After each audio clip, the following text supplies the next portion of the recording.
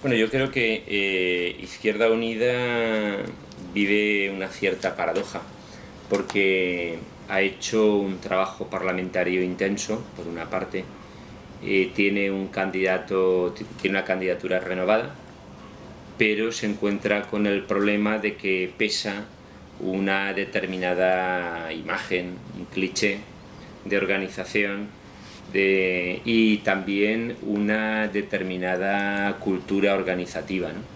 Entonces eso los sitúa en una paradoja, como decía, porque pueden sacar pecho del trabajo realizado, pueden también presumir de la renovación en las candidaturas, pero en cambio están lastrados por una imagen y por una trayectoria y por una cultura organizativa que es más vieja que los propios candidatos. La sociedad ha madurado muy rápidamente y los viejos esquemas, los esquemas tradicionales, funcionan menos que en otros momentos. A veces he oído decir a Ignacio Blanco que si las reglas del juego fueran justas, se merecerían ganar las elecciones. Pero él no lo dice por el sistema electoral, él lo dice porque no hay una correspondencia, no encuentra una correspondencia, entiendo que lo dice porque no encuentra una correspondencia entre el trabajo realizado y la expectativa de voto que tienen. Eso explica un poco el problema. Porque efectivamente pesa el cliché, pesa el lenguaje, pesa la imagen, pesa lo que se transmite cuando se dice Izquierda Unida o Esquerra Unida, más que lo que realmente ha sido el trabajo realizado. Eso genera que en los diferentes niveles, tanto generacionales como sociológicos, Izquierda Unida penetra con dificultad en algunos. Entonces, eso yo creo que les resulta limitante. Yo creo que esa es una interpretación excesivamente simple. Es más, yo creo que es una interpretación errónea. Si miramos lo que fueron las europeas, las primeras elecciones en las que se presenta Podemos, precisamente digamos que los analistas tradicionales, incluso los medios de comunicación, pensaban que Podemos iba a ser una fuerza política que iba a disputar como mucho un escaño a Izquierda Unida, es decir, que que Podemos iba a sacar de 0 a un escaño y que lo iba a hacer a costa de Izquierda Unida. La realidad fue otra. Podemos sacó 1.250.000 votos y 5 escaños, e Izquierda Unida no se resintió. Izquierda Unida sacó 1.500.000, casi más de 1.500.000, casi 590.000, me parece recordar de memoria, y además mejoró su rendimiento. Lo cual quiere decir, en términos electorales, que el análisis era erróneo. Los análisis que identificaban la aparición de Podemos como una disputa en el lado izquierdo del tablero político se equivocaban. Nosotros no estamos disputando Izquierda Unida, ni tampoco es cierto que si Izquierda Unida baja en expectativa de voto sea a causa de Podemos.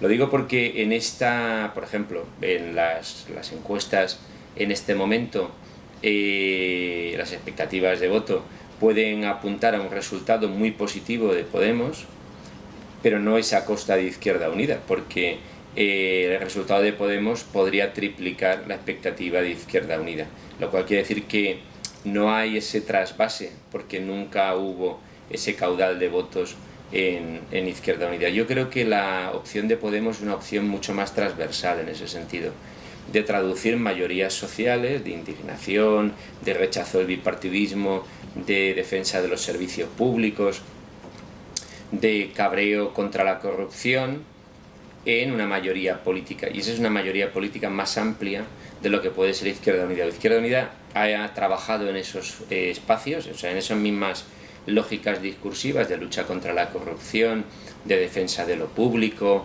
de lucha contra los recortes, etc. Y eso no se ha traducido en un crecimiento como el que todo apunta a que tendrá Podemos. Por tanto, no son vasos comunicantes Izquierda Unida y Podemos. Ayer mismo un sociólogo bastante solvente, Jaime Miquel, escribía en El Mundo un análisis y hacía unos análisis de trasvase de votos. Y la verdad es que nosotros a Izquierda Unida o a Compromís, por ampliar el espectro, le llevamos muy poquitos votos.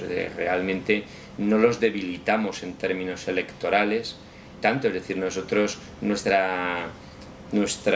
ámbito de votos está más en los abstencionistas, recuperamos abstencionistas, ganamos nuevos votantes y luego erosionamos en un espacio que tiene que ver con los antiguos votantes del Partido Socialista y de otras fuerzas políticas, pero donde realmente menor impacto se produce es en el espectro electoral de Izquierda Unida. Yo creo que en ese sentido hay una complementariedad y no tanto un trasvase. Yo, la verdad es que cuando nosotros nos planteamos no concurrir a las elecciones municipales bajo la marca Podemos, nos planteamos también cuál sería la forma ideal de comparecer. Y nosotros pensábamos en unas candidaturas de base amplia, de carácter popular, cuya forma jurídica idónea en la legislación española era la agrupación de electores. Es decir, candidaturas sin siglas en las que se primara el encuentro entre organizaciones y entre ciudadanos no organizados, es decir, entre lo que serían también movimientos sociales y otras fuerzas que representan una lucha contra el poder establecido, contra una determinada forma de planificar y gestionar la ciudad, contra el despilfarro, etc. En donde hay, en Valencia, por ejemplo, hay una playa de organizaciones así, Salven el Botànic, Salven el Cabanyal, Perlorta, Carrevolta y muchas más. Pero, claro, eso suponía que tenía que crearse también las condiciones de confianza entre las distintas fuerzas para renunciar a sus siglas para llegar a ese acuerdo. Claro, las organizaciones políticas tradicionales no lo vieron así y entonces han preferido presentarse bajo sus propias siglas. En Valencia en Comú, por tanto, nosotros lo identificamos como una fuerza de cambio, nosotros me refiero a Podemos, y eso quiere decir que cumple con los requisitos organizativos y éticos que Podemos fijó. No sopa de siglas, elecciones primarias, lucha contra la corrupción, regeneración democrática, etcétera, etcétera. Y por eso apoyaremos a Valencia en Comú.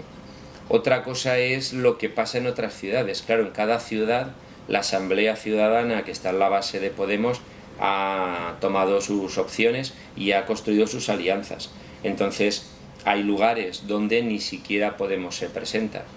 En Torrent ha sido imposible presentarse, por ejemplo, y en Catarroja también, y en otras ciudades. Bueno, vamos a convivir con esa situación. En algunas ciudades habrá una agrupación de electores o incluso un partido instrumental en algunos casos que recoge a ciudadanos independientes, agentes de Podemos, agentes de otros colectivos, y entonces Podemos como organización digamos que prestará apoyo o por lo menos expresará públicamente que esa fuerza, que esa organización, que esa agrupación de electores o esa candidatura de Unidad Popular para nosotros es una fuerza de cambio. Precipitaría un análisis interno, un debate interno que según si no se gestiona adecuadamente puede ser perverso. Pero incluso manteniéndose en el Parlamento, yo creo que Izquierda Unida hará una reflexión. Nosotros estaremos dispuestos a hablar con todo el mundo. La idea que tenemos, vamos a ver, aquí hay una cuestión que está clara. Quienes nos han traído en estos últimos años, largos años y oscuros, a esta situación de miseria económica, intelectual, moral, cultural, quienes han llevado la corrupción a los niveles grotescos y groseros en los que nos encontramos, no están capacitados para seguir gobernando. Por lo tanto, nosotros hablaremos con todo el mundo para llegar a acuerdos. pero queremos llegar a acuerdos no solamente desde la lógica de sacar al Partido Popular, sino desde una lógica más constructiva, ¿no? Más programática. Y entonces intentaremos colocar en el centro de la mesa propuestas concretas que permitan acuerdos amplios.